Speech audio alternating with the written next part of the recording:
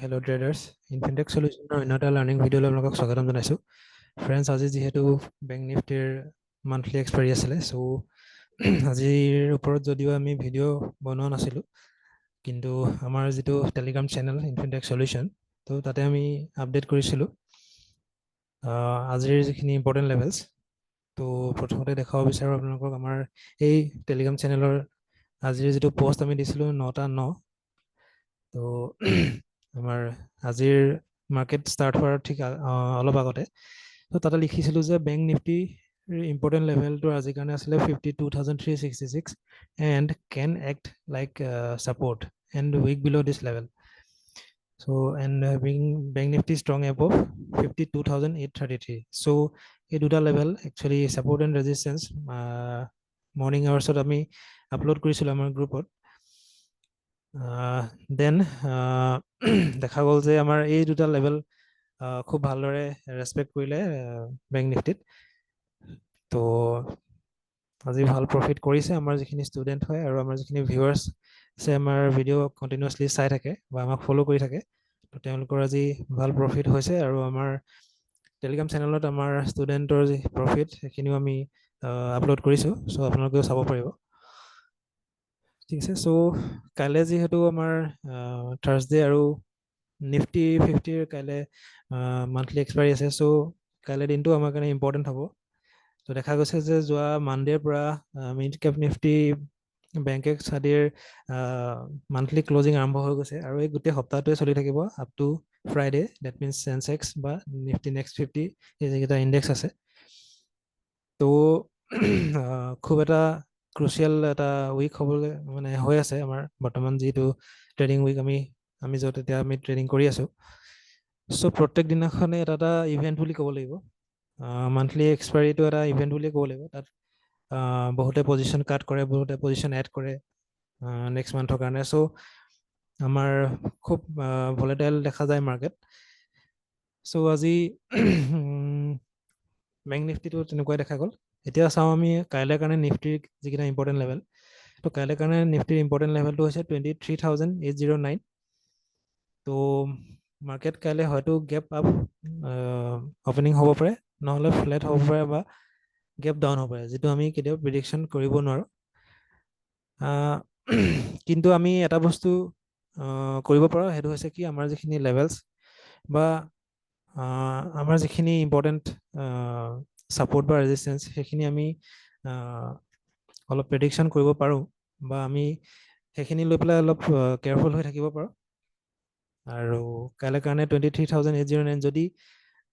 আজিৰ যেটো হাই 23880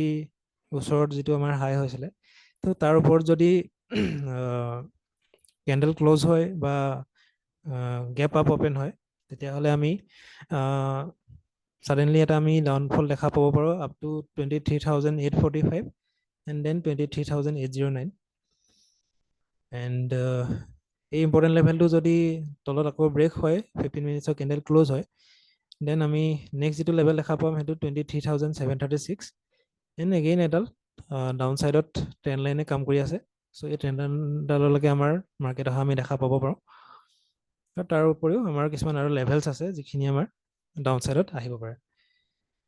দেন যদি ফ্ল্যাট ওপেন হয় তেটা ৰেঞ্জত ট্ৰেড কৰিব পাৰে ৰেঞ্জত ট্ৰেড কৰি পেলাই পুনৰ যদি 23887 এই লেভেলছ খিনি যদি পুনৰ আপসাইডত ব্ৰেক কৰে দেন আমি 23945 and again তাৰ ওপৰত 24000 ৰ যেটো সাইকোলজিক্যাল লেভেল তালৈকে আমি মাৰ্কেট যোৱা দেখা পাব পাৰো and again যদি গ্যাপ ডাউন যদি ওপেন হয় যদি আমাৰ যেটো ইম্পৰ্টেন্ট লেভেল তাৰ আশেপাশে যদি মাৰ্কেট ওপেন হয় দেন এটা হি ৰিজেকশন ল'ব পাৰে আপ টু এই লেভেলটো 23736 আৰু তাৰ পিছত আমি চাব লাগিব যে পুনৰ যদি হি তাত সাপোৰ্ট লয় আৰু সাপোৰ্ট লৈ যদি 23809 টো পুনৰ যদি হি আপসাইডত যদি ব্ৰেক কৰে দেন আমি এটা কল সাইডত ট্ৰেড ল'বৰ কাৰণে আমি ৰেডি হ'ব পাৰো ঠিক আছে সো কাইলে কাৰণে এই গুটিকিটা ইম্পৰ্টেন্ট লেভেল হ'ব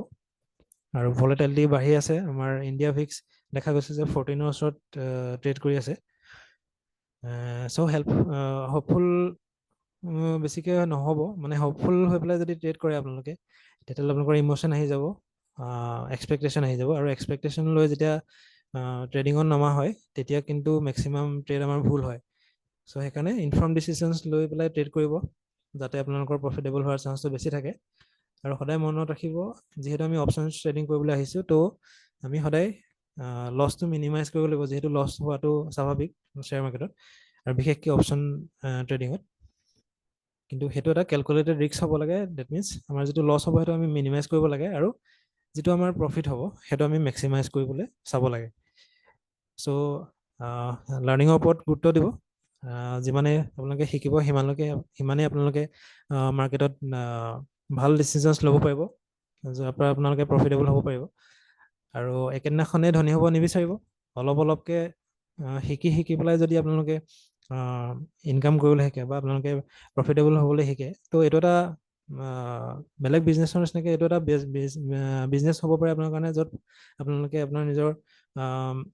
এক্সপেণ্ডিচাৰ্ছখিনি উলিয়াই থাকিব পাৰে whether আপোনালোকে ষ্টুডেণ্টেই হওক বা ৰিটায়াৰ্ড পাৰ্চনেই হওক হাউচৱাইফ হওক যোনেই নহওক আপোনালোকে কিন্তু শিকি পেলাই ইয়াত লাৰ্ণিং কৰি পেলাই আপোনালোকে আৰ্নিং কৰিব পাৰে ঠিক আছে আৰু আমাৰ লগত যদি আপোনালোকে জড়িত হ'ব বিচাৰে আমাৰ টেলিগ্ৰাম চেনেলত আপোনালোকে গৈ দেখা পাব পাৰে যে তাত আমাৰ যিখিনি ষ্টুডেণ্ট আছে তেওঁলোকে কেনেধৰণে প্ৰফিট কৰি আছে অন ডেইলি বেচিছ ঠিক আছে চ' আপোনালোকেও যদি আমাৰ লগত জড়িত হ'ব বিচাৰে আমাৰ ডেছক্ৰিপশ্যনত আমাৰ ডিটেইলছ দিয়া আছে আমাৰ কণ্টেক্ট নাম্বাৰ দিয়া আছে আমাৰ লগত আপোনালোকে ডাইৰেক্টলি কথা পাতিব পাৰিব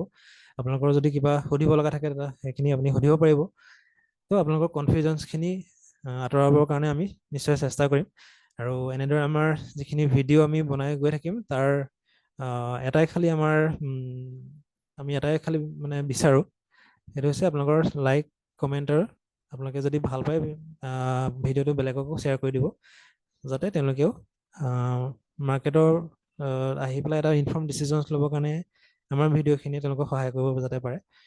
লগতে প্ৰথম কিন্তু আপোনাক সি যদি